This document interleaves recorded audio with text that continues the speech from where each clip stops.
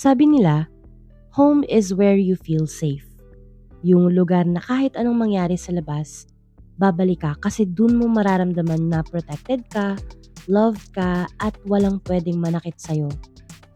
Pero paano kung yung bahay na yan, kung saan ka dapat nakakaramdam ng comfort at peace, bigla na lang naging lugar ng takot, ng hiya at ng trauma na hindi mo alam kung kailan matatapos? Si Rika, yung bida natin for today, is a young kid na nakatira sa isang bahay with her mom and stepdad niya, basically. Normal lang, right? Okay, one time, habang wala si mama sa bahay, dumating si stepdad. And then, pinilit niya si Rika na pumasok sa kwarto kahit ayaw niya. In broad daylight, ginawa niya kay Rika yung hindi dapat gawin. She was crying pero wala siyang nagawa kasi natatakot siya. Lalo na kasi binantaan siya na huwag magsasabi sa mama niya. Unfortunately, hindi doon natapos mga B. Ilang beses pa niyang inulit ginawa yun kay Rika. Minsan may kulo pang dala, so sino hindi matatakot, di ba? Tahimik lang si Rika for the longest time dahil nga takot siya.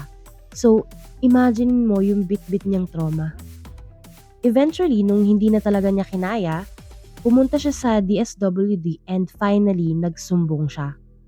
Doon na nalaman ni mama niya yung totoo and meron pang medical exam results na nag-confirm na meron ngang definite evidence ng sexual contact. Ayan, so si stepdad, he basically says hindi totoo yung kwento ng bata.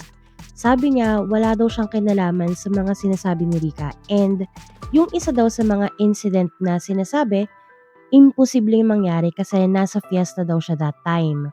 Tumutulong raw magluto sa bahay ng kapatid niya and actually may mga kamag-anak pa siyang nagsabi na totoo yung kwento niya. Wala nabayaran. Ems.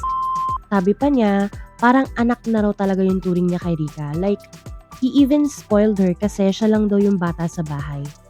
Tapos sinabayan pa ng kwento na si Rika nga daw nagsimula ng mag-cut ng classes kaya pinakausap pa raw niya sa mama para pagalitan yung bata. Aw, concerned. Cute. Anyway, ayun na nga mga B. The court was not buying it. Sabi ng Regional Trial Court, Rika's testimony was super consistent, real, and ramdam daw talaga na nagsasabi siya ng totoo. Isa pa bata pa siya tapos si stepdad may authority over her. So kahit walang intense na physical violence, counted yung intimidation and fear. So yung verdict ng RTC sa kanya was guilty. Na-establish kasi talaga na may nangyaring rape and hindi umubra yung fiesta alibi ni stepdad. The court said na hindi yun convincing. Pero si stepdad hindi siya sumuko mga te. Umapela siya sa Court of Appeals. Sabi niya, inconsistent si Rika at hindi naman daw na-prove na siya yung suspect beyond reasonable doubt. Pero syempre, the case stayed strong kasi solid rin yung evidence at testimony ni victim. Si Court of Appeals hindi nagpabudol. Sabi nila walang reason para questionin yung decision ng trial court kasi consistent at walang halong drama yung testimony ni Rika. Walang motive yung victim para magsinungaling so bakit siya mag-iimbento ng ganong kabigat na story, di ba? Tapos ito pa, sinabi ng Court of Appeals na mas pinaniniwalaan nila yung clear, consistent at direct na statement ni victim kesa sa puro, hindi ako yan, nasa fiesta ako, na wala namang solid proof.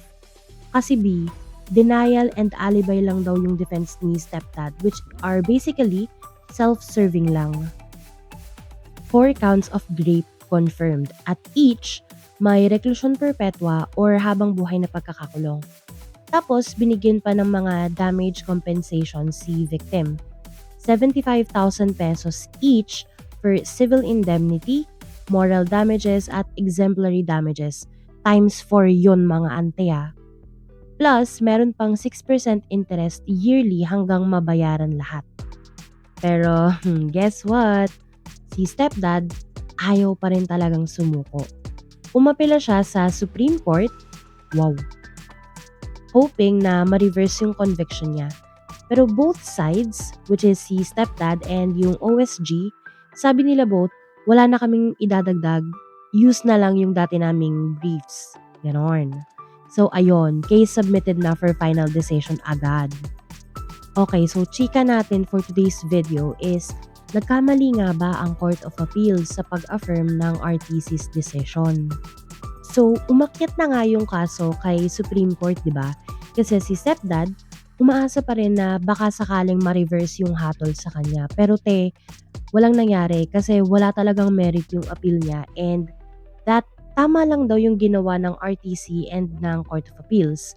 Kasi pagdating sa grape cases, grabe talaga yung bigat ng credibility ng testimonies ng mga witnesses. And syempre, yung trial court mismo, yung naka-face to face sa mga testigo, kaya sila yung best judge kung nagsasabi ng totoo o hindi yung mga biktima. Sabi pa ng Supreme Court, consistent daw yung kwento ni Rica.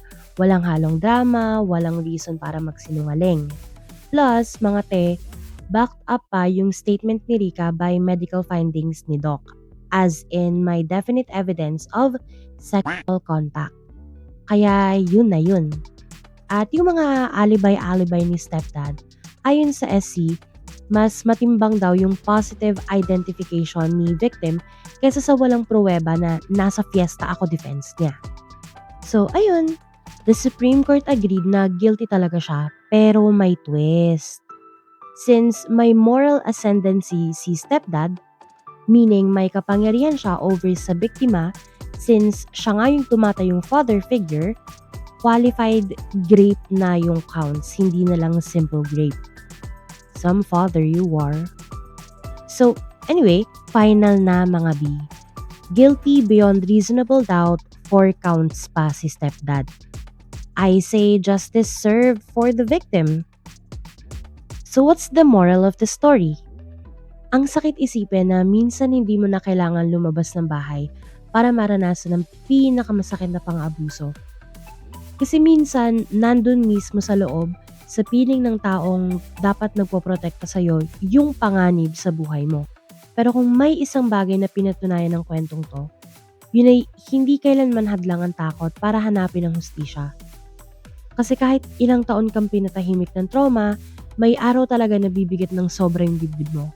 And dun mo marirealize, deserve mong marinig, deserve mong lumaban, deserve mong gumaling.